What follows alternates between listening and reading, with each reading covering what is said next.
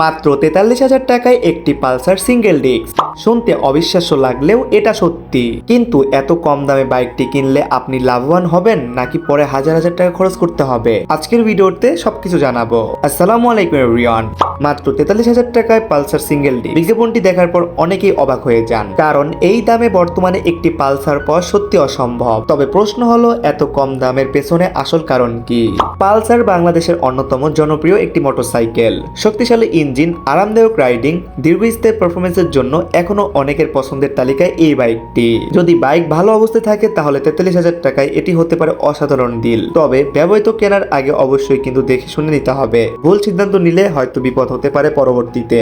কেনার আগে অবশ্যই ইঞ্জিনের শব্দ ভালোভাবে শুনবেন, ধোয়া বের হয় কিনা, গিয়ার পরিবর্তন এবং কি চেচিস ইঞ্জিন নাম্বার ঠিক আছে কিনা কাগজপত্রের সঙ্গে। এছাড়া টায়ার, সাসপেনশন, ব্রেক এগুলো ভালোভাবে চেক করতে হবে।